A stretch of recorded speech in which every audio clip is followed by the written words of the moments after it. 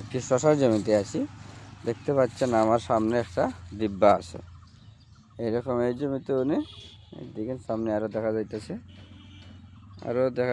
এই জমিতে উনি 60টা ডিব্বা দিছে। ডিব্বা তার মানে এটার নাম হচ্ছে ফেরোমন ফাঁদ।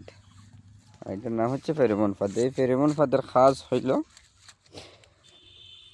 মানে পুরুষ পোকাকে আকৃষ্ট করে পুরুষ পোকাকে মেরে ফেলা, যাতে আর বংশবিস্তার না হয় আর কি। এই দেখেন, দেখা যাচ্ছে কি না দেখেন, প্রচুর পরিমাণে পোকা এটার ভিতরে ঢুকছে।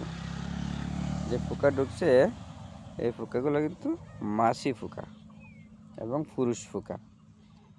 এটার এই যে দেখতে পাচ্ছেন, এটার ভিতরে তাবিজের মতো একটা লিউর লটকানো আছে। ওই লিউরের নাম হচ্ছে কিউফেরু।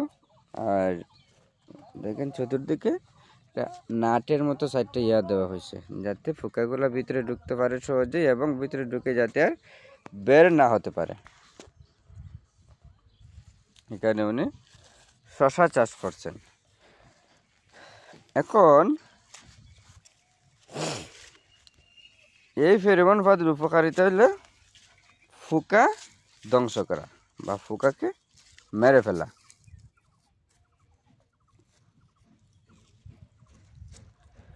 উনি শশার মধ্যে এটা লাগাইছে আর কি। এই শশা উনি বিক্রিও করছে। কিন্তু দেখেন, এক একটা ফেরোমন ফাঁদের যে ভিতরে যে লিউর থাকে, তাবিজ লটকানো যেটা আছে, এক একটার মেয়াদ হচ্ছে 90 দিন এবং এক একটা 2 থেকে 3 শতক জায়গা কাভার করে। তো 3 শতক জায়গা যদি কাভার করে তাহলে 1 বিঘাতে লাগবে 10টা, 3 10 30 শতক আর কি, বা 11টা, 33 শতক হলে 11টা শতক অনুযায়ী।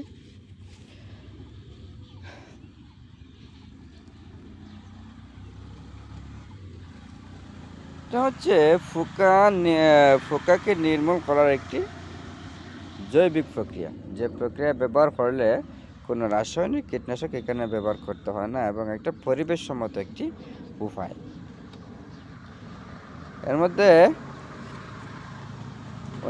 উনি লাগাইছে 4টি এবং এই জায়গার মধ্যে 10 শতক জমি আর কি। 10 শতক হলে 3টা লাগে, উনি 4টা লাগাইছে, অসুবিধা নেই।